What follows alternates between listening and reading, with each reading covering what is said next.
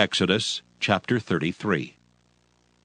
And the Lord said unto Moses, Depart and go up hence, thou and the people which thou hast brought up out of the land of Egypt, unto the land which I swear unto Abraham, to Isaac, and to Jacob, saying, Unto thy seed will I give it. And I will send an angel before thee, and I will drive out the Canaanite, the Amorite, and the Hittite, and the Perizzite, the Hivite, and the Jebusite, unto a land flowing with milk and honey, for I will not go up in the midst of thee, for thou art a stiff-necked people, lest I consume thee in the way. And when the people heard these evil tidings, they mourned, and no man did put on him his ornaments. For the Lord had said unto Moses, Say unto the children of Israel, Ye are a stiff-necked people. I will come up into the midst of thee in a moment, and consume thee. Therefore now put off thine ornaments from thee, that I may know what to do unto thee. And the children of Israel stripped themselves of their ornaments by the Mount Horeb. And Moses took the tabernacle, and pitched it without the camp, afar off from the camp, and called it the tabernacle of the congregation. And it came to pass that every one which sought the Lord went out unto the tabernacle of the congregation, which was without the camp. And it came to pass, when Moses went out unto the tabernacle, that all the people rose up, and stood every man at his tent door, and looked after Moses until he was gone into the tabernacle. And it came to pass, as Moses entered into the tabernacle, the cloudy pillar descended, and stood at the door of the tabernacle. And the Lord talked with Moses. And all the people saw the cloudy pillar stand at the tabernacle door. And all the people rose up and worshipped, every man in his tent door. And the Lord spake unto Moses face to face, as a man speaketh unto his friend. And he turned again into the camp. But his servant Joshua, the son of Nun, a young man, departed not out of the tabernacle. And Moses said unto the Lord, See, thou sayest unto me, Bring up this people, and thou hast not let me know whom thou wilt send with me. Yet thou hast said, I know thee by name, and thou hast also found grace in my sight. Now therefore I pray thee, if I have found grace in thy sight, show me now thy way, that I may know thee, that I may find grace in thy sight, and consider that this nation is thy people.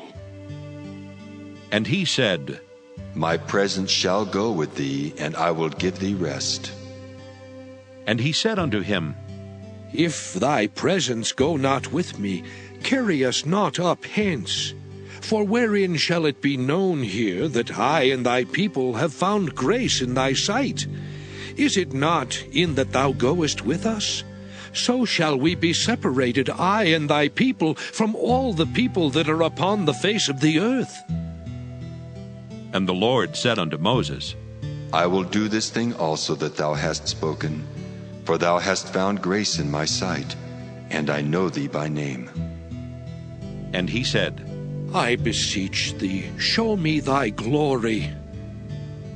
And he said, I will make all my goodness pass before thee, and I will proclaim the name of the Lord before thee, and will be gracious to whom I will be gracious, and will show mercy on whom I will show mercy.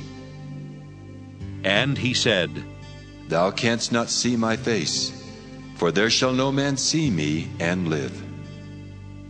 And the Lord said, Behold, there is a place by me, and thou shalt stand upon a rock. And it shall come to pass, while my glory passeth by, that I will put thee in a cleft of the rock, and will cover thee with my hand while I pass by. And I will take away mine hand, and thou shalt see my back parts, but my face shall not be seen. Exodus chapter 34. And the Lord said unto Moses, Hew thee 2 tables of stone like unto the first, and I will write upon these tables the words that were in the first tables which thou breakest.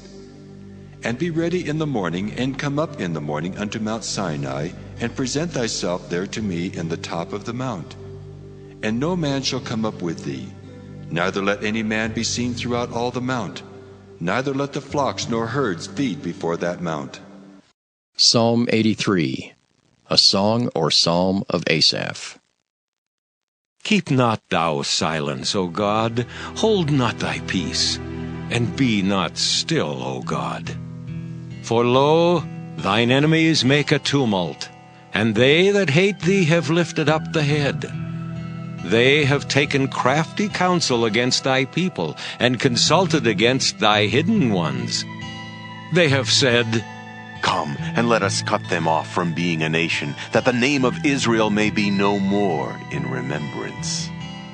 For they have consulted together with one consent. They are confederate against thee. The tabernacles of Edom, and the Ishmaelites, of Moab, and the Hagarenes, Gebal, and Ammon, and Amalek, the Philistines with the inhabitants of Tyre. Asher also is joined with them. They have hope in the children of Lot. Selah. Do unto them as unto the Midianites, as to Sisera, as to Jabin at the brook of Kishon, which perished at Endor. They became as dung for the earth. Make their nobles like Oreb, and like Zeeb, yea, all their princes as Zebah and as Zalmunna, who said, Let us take to ourselves the houses of God in possession.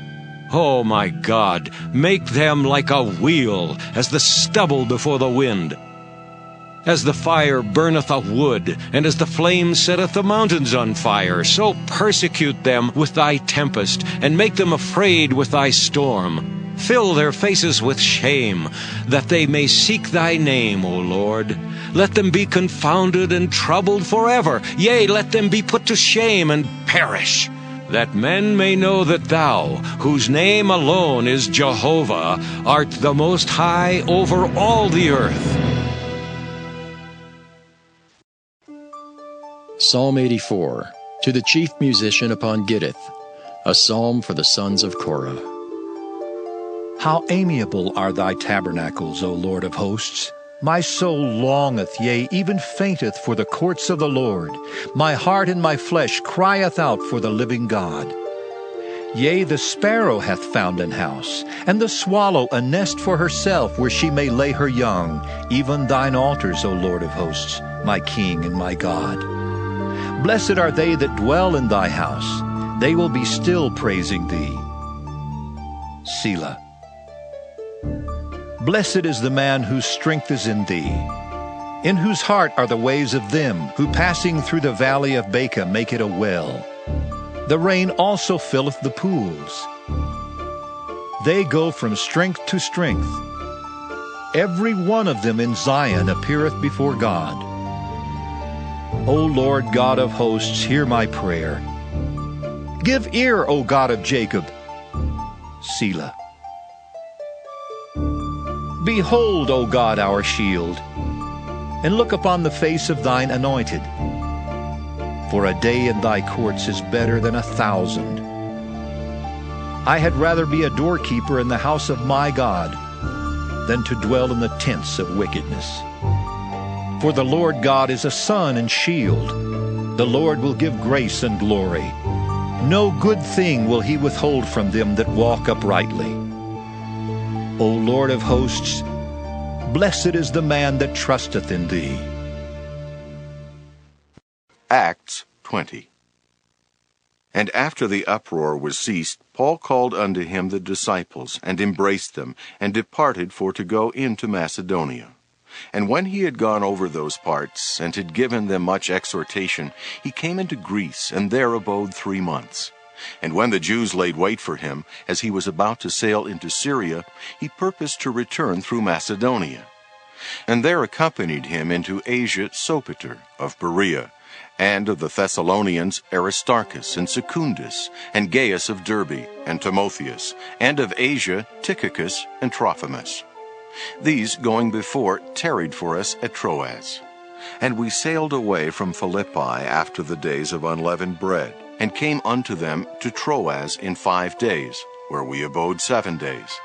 And upon the first day of the week, when the disciples came together to break bread, Paul preached unto them, ready to depart on the morrow, and continued his speech until midnight. And there were many lights in the upper chamber where they were gathered together. And there sat in a window a certain young man named Eutychus, being fallen into a deep sleep. And as Paul was long preaching, he sunk down with sleep, and fell down from the third loft, and was taken up dead. And Paul went down, and fell on him, and embracing him said, Trouble not yourselves, for his life is in him. When he therefore was come up again, and had broken bread, and eaten, and talked a long while, even till break of day, so he departed. And they brought the young man alive, and were not a little comforted. And we went before to ship, and sailed unto Assos, there intending to take in Paul, for so had he appointed, minding himself to go afoot. And when he met with us at Assos, we took him in, and came to Mytilene. And we sailed thence, and came the next day over against Chios. And the next day we arrived at Samos, and tarried at Trogyllium. And the next day we came to Miletus. For Paul had determined to sail by Ephesus, because he would not spend the time in Asia. For he hasted, if it were possible for him, to be at Jerusalem the day of Pentecost.